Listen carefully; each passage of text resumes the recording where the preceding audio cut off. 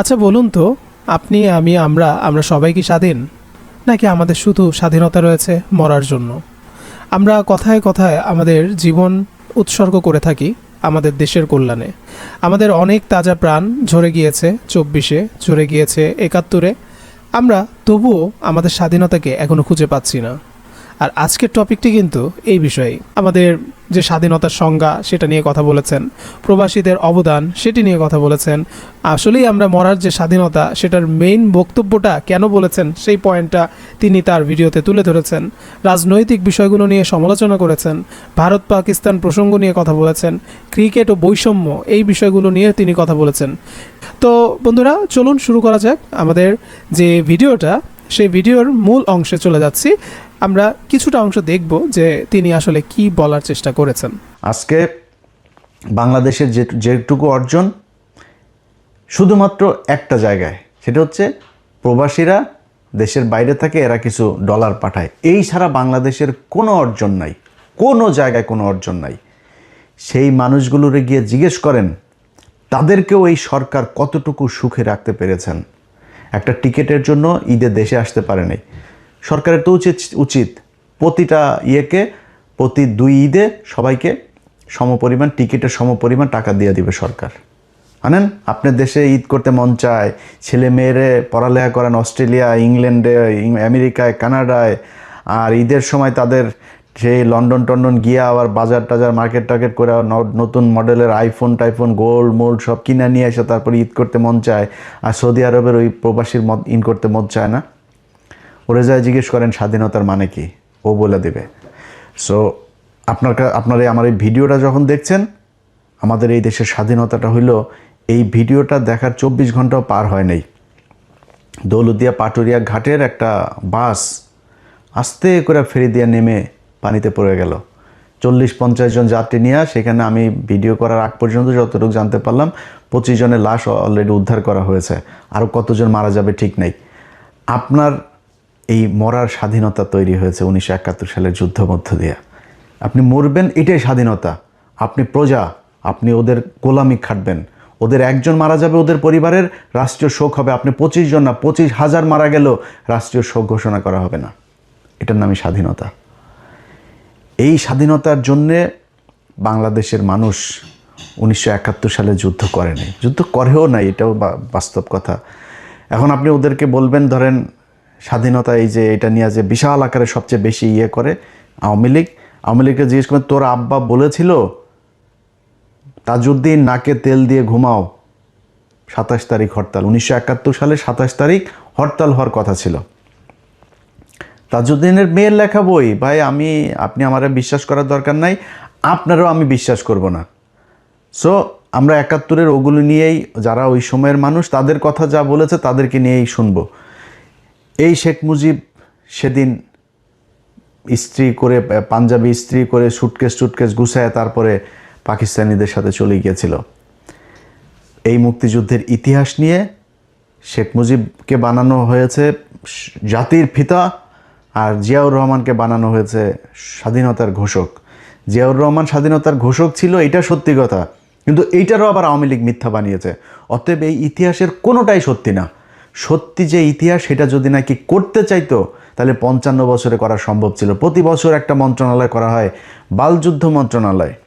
এই বালযুদ্ধ মন্ত্রণালয়টাকে আপনার একজন মন্ত্রী দেয়, প্রতিমন্ত্রী, উপমন্ত্রী, সচিব, উপসচিব, যুগ্ম সচিব, সচিব দিয়া বিশাল একটা অফিস নিয়ে সচিবালয় তারা দখল করে আছে।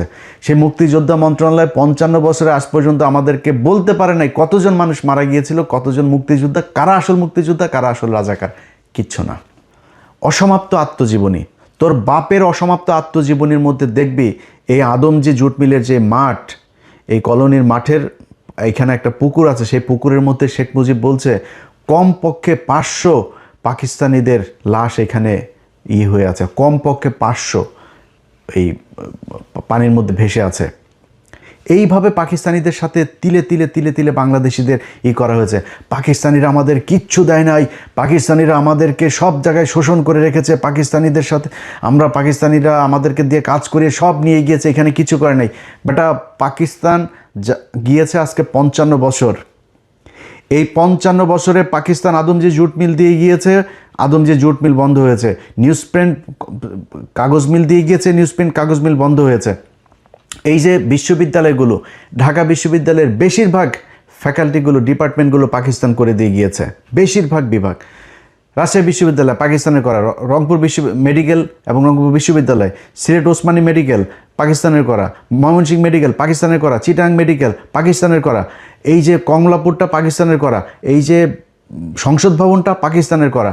স্বাধীনতার অর্জনের মাত্র 2 বছর আগেও যখন খুব তিক্ত সম্পর্ক, তখনও পাকিস্তানিরা এখানে জাহাঙ্গীরনগর বিশ্ববিদ্যালয়টা করে গিয়েছে 1969 সালে। গুগলে সার্চ দিয়ে দেখ এই জাহাঙ্গীরনগর বিশ্ববিদ্যালয় কবে প্রতিষ্ঠিত হয়েছে।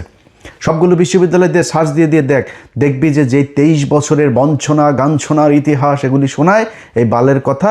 এই পাকিস্তানিরা এই 23 বছরে এই জিনিসগুলো করে দিয়ে গেছে। যদি না হইতো, বালটাও হইতো না। 1974 সালে খালি এই চারুকলাটা হয়েছে, এর বাইরে আজ পর্যন্ত না হয়েছে কোনো নতুন বিশ্ববিদ্যালয়, না হয়েছে ফ্যাকাল্টি। এইটার নামই বাংলাদেশের স্বাধীনতা। এই বালের গান শোনায় শোনায় ভাই আপনি বলবেন যে হ্যাঁ ওরা আমাদের শোষণ করার জন্য এখানে, এই জাহাঙ্গীরনগর বিশ্ববিদ্যালয় এখানে করেছে পাকিস্তানের লোক এসে পড়ার জন্য, তোর লোকেরা শিক্ষিত করার জন্য এগুলো বানিয়েছে, তারা করেছে এগুলো। এই যে পিজি হাসপাতালটা, এই পিজি হাসপাতাল, ঢাকা মেডিকেল হাসপাতাল, লেক, ওইখানে দেখবি যে পাকিস্তানি ডাক্তারদের কি অবদান, কি করে গিয়েছে তারা এই হসপিটাল। এটা তো 500 বেডের ছিল এক সময়, পরে 1800 বেড। এগুলো কারা করেছে? এই পিজি হাসপাতালের বঙ্গবন্ধু বিশ্ববিদ্যালয় কারা করেছে? পাকিস্তানিরা করেছে। আজকে তাদের সাথে আমাদের বিশাল খারাপ সম্পর্ক। ভাই কোনো সমস্যা নেই, আমি এগুলো বলার মানে এটা না যে আমরা আবার পাকিস্তানিদের সাথে আলাদা হইতে, বা আলাদা হওয়ার দরকার নাই। আমেরিকার সাথে জাপানের আজকে মধুর সম্পর্ক, দক্ষিণ কোরিয়ার মধুর সম্পর্ক, ভিয়েতনামের মধুর সম্পর্ক। ভাই তাদের সাথে যুদ্ধ হয় নাই। আজকে আফগানিস্তানের সাথে রাশিয়ার সম্পর্ক ভালো, একসময় এরা যুদ্ধ করে স্বাধীন হয়েছে ওদের কাছ থেকে। আমেরিকায় আফগানিস্তানকে সাহায্য করেছে, এটাই কৌশল। যার যখন যাকে দরকার হবে, এই ইরানের সাথে রাশিয়ার সম্পর্ক খারাপ ছিল না, তারা আজকে রাশিয়ার কাছ থেকে সব সুযোগ সুবিধা নিচ্ছে না। আমাদের এই সুযোগ সুবিধা যেন আমরা নিতে না পারি, ভারতকে যাতে আমরা ওভারটেক করে কোথাও যাইতে না পারি, এই জন্য এই ধরনের এই গাঁজাখুরি গল্প সব জিয়ে রাখা হয়েছে, যেন পাকিস্তানিদের সাথে আমরা কোনোভাবে কোনো সুযোগ সুবিধা, কোনো চুক্তি, কোনো কিছু করতে না পারি। ভাই পাকিস্তান আলাদা, আমরা আলাদা। আমি আমার কাজে পাকিস্তানকে কাজে লাগাবো, পাকিস্তান পাকিস্তানের কাজে আমাকে কাজে লাগাবে। এইভাবেই চলতে হবে। এখন যদি নাকি আপনি বলেন যে ভারতের সাথে আমাদের যে সম্পর্ক, ভারত হলো আমার ভাই, ভারত কয়েকদিন আগে আমাদের তেল দিয়েছে, তেল নাকি কার বলতে গেলে আবার মুখ খারাপ হয়ে যায়, বুঝছেন, আমি কন্ট্রোল করতে পারি না। ওদের কার নাকি কোন দিক দিয়ে নাকি তেল দিয়েছে। আরে ভারত এখন তেল না, ভারত এখন আরও অনেক কিছু দিতে পারে, সেটা বুঝবি। সেটা বুঝতে হলে চল একজন একটু বক্তব্য শুনি তোদের ভারতের আব্বাস। ভারত আর হাত গুটিয়ে বসে থাকতে রাজি নয়। তারেক রহমানের দেশে ফেরা এবং প্রধানমন্ত্রী হওয়ার নেপথ্যে ভারতের একটি বড় পরিকল্পনা ছিল, আগেই বলেছি। কথা ছিল আওয়ামী লীগের বিরুদ্ধে কোনো প্রতিশোধমূলক রাজনীতি হবে না এবং উগ্র মৌলবাদী শক্তি, বিশেষ করে জামাতের প্রভাব নিয়ন্ত্রণ করা হবে। কিন্তু প্রধানমন্ত্রী হওয়ার পর থেকেই তারেক রহমানের ভোল বদল শুরু হয়েছে। ভারতের দেয়া সেই প্রতিশ্রুতির কোনো প্রতিফলন এখন আর তার কাজে দেখা যাচ্ছে না। তিনি জামাতকে মন্ত্রিসভায় জায়গা দেওয়ার কথা ভাবছেন এবং আওয়ামী লীগের ওপর রাজনৈতিক নিষেধাজ্ঞা ও আইসিটি ট্রাইব্যুনালের খড়গ বহাল রেখেছেন। বরং চিঠি দিচ্ছেন আইসিটির রায়ের প্রেক্ষিতে শেখ হাসিনা এবং আসাদুজ্জামান খান কামালকে যাতে তাড়াতাড়ি বাংলাদেশে প্রত্যর্পণ করা হয়। দিল্লির কূটনীতিকদের মতে এটি ভারতের সাথে করা বড় ধরনের কথা খেলাপি বা বিশ্বাসঘাতকতা। আওয়ামী লীগের ওপর থেকে নিষেধাজ্ঞার খাড়া তোলার কথা আর উঠছেই না। শেখ হাসিনাকে ফাঁসিতে ঝোলাবার জন্য উল্টে ভারতের কাছে ইউনূস জমানাচ্ছে কড়া চিঠি দিয়ে প্রত্যর্পণ দাবি করছে তারেক রহমান সরকার। এসব কিসের লক্ষণ? এই সব কিছুই কি সেই পুরনো বিশ্বাসঘাতকতার নতুন সংস্করণ নয়? এটা ঠিক, তারেক রহমান সরকারের বয়স সবে 1 মাস।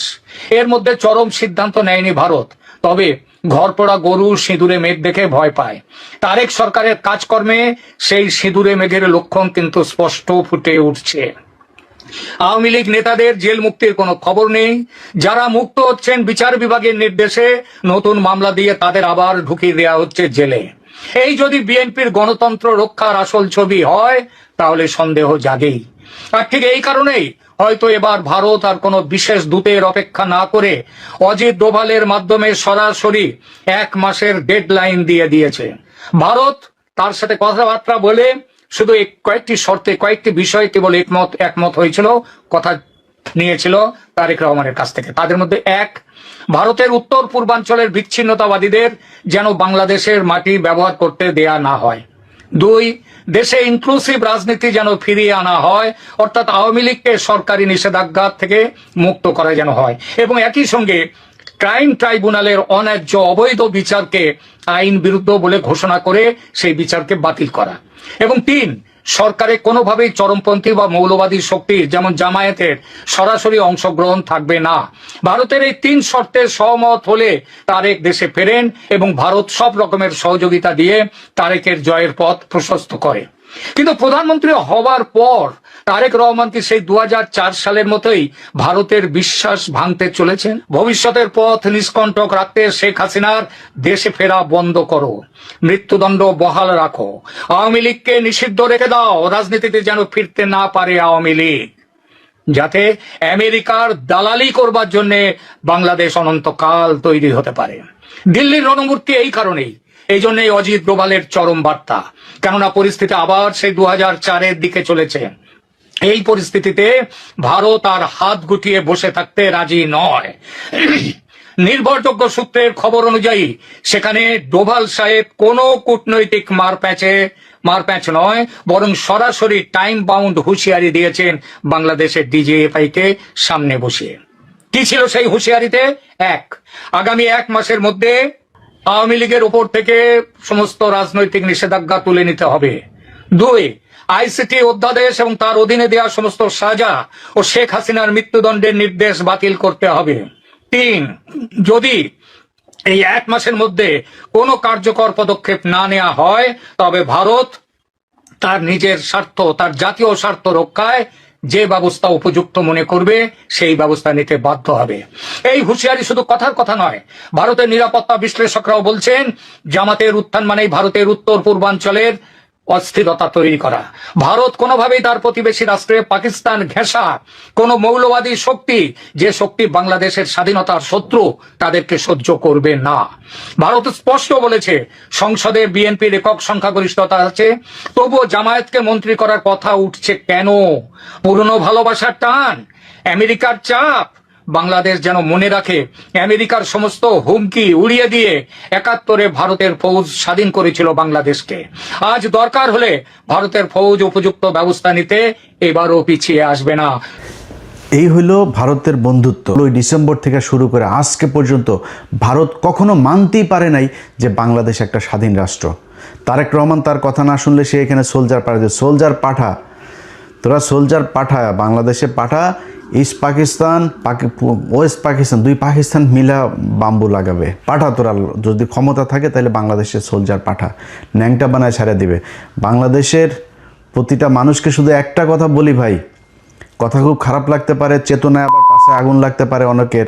এই বাংলাদেশ যেদিন আক্রান্ত হবে সেদিন সবার আগে পাকিস্তানি ভাইয়েরা এসে আপনার পাশে দাঁড়াবে, এটা গ্যারান্টি দিলাম। আমি জীবিত থাকি অথবা মৃত থাকি, একটা কথা বললাম, Pakistan will be the first country আপনারে সাপোর্ট করার জন্য। অতএব পাকিস্তানের সাথে ভাই আমাদের কৌশলগত ভালো সম্পর্ক থাকতে হবে, তাদের সাথে আমাদের অস্ত্রের চুক্তি থাকতে হবে, মিলিটারি চুক্তি থাকতে হবে, বাণিজ্যিক চুক্তি থাকতে হবে, পাকিস্তানের সাথে সব ধরনের চুক্তি থাকতে হবে। যদি না হয় তাহলে এরা সারা জীবন আমাকে এইভাবে এই ধরনেরই করে যাবে। তারেক রহমান যেই কথাগুলো আমরা এর আগে আনন্দবাজারেও শুনেছি, এই ব্যক্তিও যেই কথাগুলো বলল, আপনি চুক্তি করে এসেছেন, যদি কৌশল হয়ে থাকে, 111-এ খালেদা জিয়াকে অফার দেওয়া হয়েছে, খালেদা জিয়া বলেছে না আমি 111-এর এদের কোনো কিছু বৈধতা দিব না, পরে শেখ হাসিনাকে বৈধতা, এই প্রণব মুখার্জি তার বইতে লিখেছেন। তো আমরা ধরে নিলাম আপনি কৌশল করেই তারপরে তাদের সাথে মিলেমিশে এসেছেন, এবং আমরা এখনও পর্যন্ত, আমি আমার কথা বলি, আমি কিন্তু এখন পর্যন্ত আপনার প্রতি আমার যথেষ্ট সম্মান আছে তারেক রহমান। আপনার কিছু বিষয় আমি জানি, যে বিষয়গুলোর কারণে আমার বিশ্বাস যে আপনি কোনোদিন শেখ হাসিনা হবেন না, জিয়া পরিবার কখনো শেখ পরিবার হবে না, এই বিশ্বাসটা আমার আছে। এবং আপনি ঠিক সময় মতো, বিশেষ করে গত 2 দিনে জেনারেল মাসুদ এবং জেনারেল ওর আরেকজন কি মামুন খালেদ, 2 জনকে ধরার পরে আমার ভেতরে সেই বিশ্বাসটা আরও বেশি জন্মেছে যে আপনি এক এক করে সব কটাকে ধরবেন। এবং আপনারা একটা জিনিস বলে রাখি, তারেক রহমান, পৃথিবীতে কেউ সারা জীবন বাঁচে না, আপনাকে যেতে হবে, আমাকেও যেতে হবে। যদি সারা জীবন মানুষের মনে থাকতে চান আপনার বাবার মতো, তাহলে শুধু একটা কথা বলবো যে কিচ্ছু করার দরকার নেই ভাই। আপনি দুর্নীতি করেন, টাকা পয়সা নিয়ে লন্ডনে পাঠান, আপনি আবারও এই আওয়ামী লীগের মতো করেই প্রচুর টাকা পয়সা নেন, কোনো সমস্যা নেই ভাই। খালি ইন্ডিয়ার বিরুদ্ধে আমাদের একটা জায়গায় দাঁড় করায় দিয়ে যাবেন, যেটা আমরা ইউনূসের কাছে চেয়েছিলাম, ইউনূস করে নাই। আপনার কাছে আমাদের প্রত্যাশা থাকবে এই কাজটা খালি করে দেন। আপনার যে কোনো বিপদে, এই দেশের যে কোনো বিপদে বাংলাদেশের 18 কোটি মানুষ এক হয়ে আপনার পাশে দাঁড়াবে। ভারতে আসতে দেন, দেখি ওরা আমাদেরকে কি করে নিয়ে যায়। খালি আমাদের কিচ্ছু লাগবে না ভাই, আমাদের খালি এই আপনার এই আকাশ নিরাপত্তা ব্যবস্থাটা আমাদের করেন, যাতে আমরা আমাদের ইন্টারসেপশনের এই কাজগুলো যাতে আমরা খুব ভালোভাবে করতে পারি। ওদের আকাশ দিয়ে যদি ওরা আমাদের কিছু করতে না পারে, ওরা মাটিতে নামে আমাদের কিছু করতে পারবে না। সারা জীবন যুদ্ধ করলেও ইন্ডিয়ানরা আমাদের সাথে যুদ্ধ করে পারবে না, এই সাহস ওদের নাই। আর সেই সাথে আমাদের যা লাগে, অস্ত্র লাগে, যা লাগে সেটা ভাই আপনাদের মানে এই আল্লাহকে সাক্ষী রেখে বললাম, যদি পাকিস্তান সবার আগে আপনার পাশে না দাঁড়ায় এসা, আমি যদি জীবিত থাকি সেদিন আমার জুতার গলা নিয়ে আপনাদের সামনে এসে হাজির হব। অতএব এরা যেই হুমকি ধমকি যা দিচ্ছে, আপনি এটাতে বিচলিত না হয়ে ওদের সাথে আপনাকে চোখে চোখ রেখে একটা পর্যায়ে গিয়ে কথা বলতে হবে। আপনার যতটুকু কৌশল অবলম্বন করা দরকার আপনি করেন, কোনো সমস্যা নাই। আপনাদের সামনে ভিডিওতে আজকে আমি কথা দিলাম যে বাংলাদেশ যদি ভারতের সাথে যুদ্ধ হয় এবং এই বর্তমান সরকার যদি বাংলাদেশের মানুষের পক্ষে থাকে, আমি যদি নাকি ওই দিন ফ্লাই করে বাংলাদেশে না যাই, তাহলে আমার সারা জীবন আপনি যা মনে চায়, ভীতু, কাপুরুষ, খারাপ, বজ্জাত, মানে বেঈমান, মুনাফেক, যা মনে চায় বলেন, সেদিন যদি আমি দেশে না যাই। কিন্তু ওই সরকারকে, আমার দেশের ওই সময়ের সরকারকে ইন্ডিয়ার বিরুদ্ধে যুদ্ধে অংশ নিতে হবে। অতএব আপনার এই ভারত যে হুমকি আপনাকে দিয়েছে, এইটাতে আপনি তোয়াক্কা না করে আপনি বাংলাদেশের মানুষের যে চাওয়া পাওয়া, বাংলাদেশের মানুষ, প্রতিটা মানুষ এক একজন সোলজার, যদি প্রয়োজন হয় আমাদেরকে প্রশিক্ষণ দেন, যা প্রয়োজন, যত টাকার, আমরা না খেয়ে বাংলাদেশের মানুষ ঘরের থালা বাটি বিক্রি করে আপনাকে টাকা দিবে, কত টাকা, কত ডলার লাগবে, কি অস্ত্র কিনতে হবে, আপনি সেগুলো কিনে এই দেশের মানুষের নিরাপত্তার ব্যবস্থা করেন। বিশেষ করে এই আপনার ইন্টারসেপ্টরের যে এইটাকে আপনাদের করতে হবে, কারণ তাদের যেহেতু যুদ্ধ বিমান, তাদের মিসাইল আছে, তাদের ড্রোন আছে, সো এই জিনিসগুলোর জন্য কি করা দরকার সেটা যার সাথে চুক্তি করতে হয়, পাকিস্তানের সাথে করতে হোক, চীনের সাথে করতে হোক, তুরস্কের সাথে করতে হোক, আমেরিকার সাথে করতে হোক, রাশিয়ার সাথে করতে হোক, যার সাথে মনে চায় করেন, করে আমাদের এই নিরাপত্তার ব্যবস্থা করেন। মাটিতে নেমে যখন ওরা যুদ্ধে নামতে আসবে, ওইটার সাথে বাংলাদেশের মানুষ ফাইট করবে, সেটার জন্য আমাদের প্রশিক্ষণ দেন, যা প্রয়োজন সেটা করেন। এই দেশের মানুষ জীবন দেওয়ার জন্য প্রস্তুত। 30 লক্ষ মানুষকে পাকিস্তানিরা মেরে থয়ে গিয়েছে ভাই। এই ভগাস কথাবার্তা 55 বছর হয়েছে মুক্তিযুদ্ধ মন্ত্রণালয়ের, বলেন না কেন ঠিক করতে, জীবনও করবে না, কারণ সব মিথ্যা কথা। পাকিস্তানিরা কাউকে রেপ করে নাই, পাকিস্তানিরা কোনো মুসলমানকে হত্যা করে নাই। এই যে কয়দিন আগে আমেরিকাতে দেখছেন না 2 কংগ্রেসম্যান সব এই কারণেই। হ্যাঁ, হিন্দুদের সাথে যুদ্ধ হয়েছে, ভারতের সাথে পাকিস্তানের যুদ্ধ হয়েছে, হিন্দুরা তো এই দেশে গণহত্যা চালিয়েছে, গণধর্ষণ চালিয়েছে। তো এখন কি বলবেন?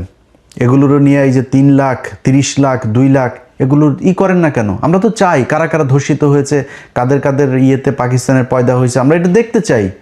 দেখান, বলেন, আপনাদের তালিকা নাই কেন? আপনারা এখনও করেন না কেন? যে মারা গিয়েছে তার তো আর মান সম্মান নাই, খুঁজে বার করেন দেখি। মুক্তিযোদ্ধা তো এখনও জীবিত আছে, খোঁজ নেন। নাম বলার দরকার নাই, কোনো নারীর নামও বলার দরকার নেই, এমনিতে আপনি সংখ্যাটা আমাদের জানান, দেখি কোথায় কে করছে এইসব ভগাস কথাবার্তা। ভাই, আমার পাকিস্তানের সাথে আমি একও হব না, আবার পাকিস্তানের সাথে আমাদের মানে কোনো কিছু দিয়েও সম্পর্ক করার দরকার নেই। পাকিস্তানে আমার ভাই, আমি পাকিস্তানের ভাই, পাকিস্তান আর আমি, এই ভারত যতবার হুমকি দিবে ততবার পাকিস্তানের সাথে মিলে আমাদেরকে ভারতকে প্রতিহত করতে হবে সব দিক থেকে।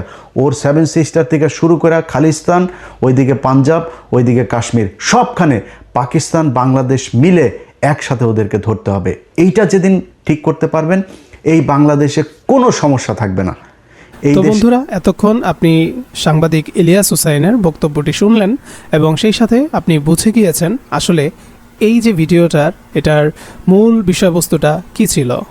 মূলত আমাদের পূর্ব পাকিস্তান, পশ্চিম পাকিস্তান, আমরা যারা রয়েছি তারা একটা মেলবন্ধনে আসুক, এই বিষয়টি তিনি এখানে ফুটিয়ে তোলার চেষ্টা করেছেন। তিনি চেয়েছেন ভারতের আধিপত্যবাদ থেকে যাতে বাংলাদেশ মুক্তি পায়, তিনি চেয়েছেন বাংলাদেশ যাতে মাথা উঁচু করে বিশ্বের নিকট দাঁড়াতে পারে। এটাই ছিল মূল সারাংশ বা মূল মেসেজ।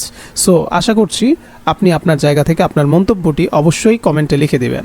ভালো থাকবেন। পরবর্তী দারুণ নিউজ পেতে অবশ্যই চ্যানেলটিকে সাবস্ক্রাইব করে পাশে থাকবেন। ধন্যবাদ।